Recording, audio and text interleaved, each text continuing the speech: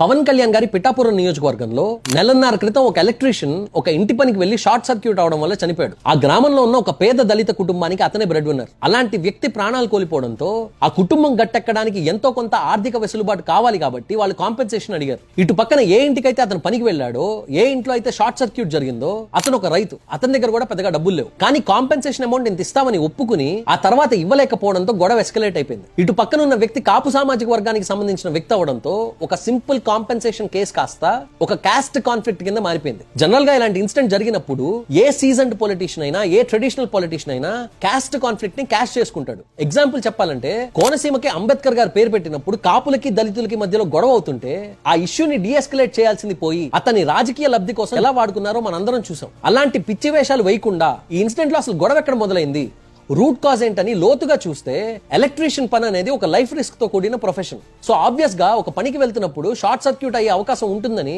వాళ్ళకి ఎంతో కొంత అవగాహన ఉంటుంది. మరి అలాంటప్పుడు ఈ చనిపోయిన ఎలక్ట్రీషియన్ ఎందుకు సేఫ్టీ ప్రికాషన్స్ తీసుకోలేదని అడిగితే, సేఫ్టీ ఎక్విప్మెంట్ అంటే ఇన్సులేటెడ్ షూస్ గానీ, ఇన్సులేటెడ్ గ్లవ్స్ గానీ ఇవన్నీ కొనుక్కునే ఆర్థిక బలం కూడా ఇవాళ చాలా మంది ఎలక్ట్రీషియన్స్ ఉండవు. అది గమనించి పిఠాపురం నియోజకవర్గం మొత్తంలో ఎంతమంది ఎలక్ట్రీషియన్స్ ఉన్నారో ఒక సర్వే చేపించి ఆఫీసర్స్ ని ప్రతి స్ట్రీట్ తిప్పించి 350 మందికి పైగా ఎలక్ట్రీషియన్స్ ఉన్నారని గుర్తించిన తర్వాత వాళ్ళందరినీ క్యాంప్ ఆఫీస్ కి రమ్మని 16 లక్షల రూపాయల నిధులు ఏర్పాటు చేసి సేఫ్టీ ఎక్విప్మెంట్ కిట్ ని ప్రొవైడ్ చేశారు. అలానే వీళ్ళకి ఏమైనా అయితే వాళ్ళ కుటుంబాలు మళ్ళీ ఇబ్బంది పడకూడదని సొంతగా ఇన్సూరెన్స్ చేయించారు. కులాల మధ్యలో గొడవ అయితే దాన్ని అడ్వాంటేజ్ తీసుకునే నాయకులు ఒక పక్కన ఉంటే ఆ గొడవకి రూట్ కాజ్ ఏంటని ఐడెంటిఫై చేసి ప్రాక్టికల్ సొల్యూషన్ ఇవ్వడానికి ట్రై చేస్తున్న పవన్ కళ్యాణ్ గారు ఇంకో పక్కన ఉన్నారు. ఈ ఇన్సిడెంటే కాదు, 2 నెలల క్రితం 3 ఉపాధి శ్రామికులు ఆటో యాక్సిడెంట్ లో చనిపోతే ప్రస్తుతం ఉన్న జీవో ప్రకారం గవర్నమెంట్ నుంచి వచ్చే కాంపెన్సేషన్ 50,000 రూపాయలు ఇమీడియట్ గా ఐఏఎస్ ఆఫీసర్లు వాళ్ళకి ఇచ్చేశారు. కానీ ఈ విషయం కళ్యాణ్ గారి దాకా వెళ్ళాక 50,000 సరిపోవని మాక్సిమం ఎంత ఇవ్వగలరో చూసి ఆ కుటుంబానికి 2 లక్షల కాంపెన్సేషన్ గవర్నమెంట్ ఇచ్చేలాగా చేశారు.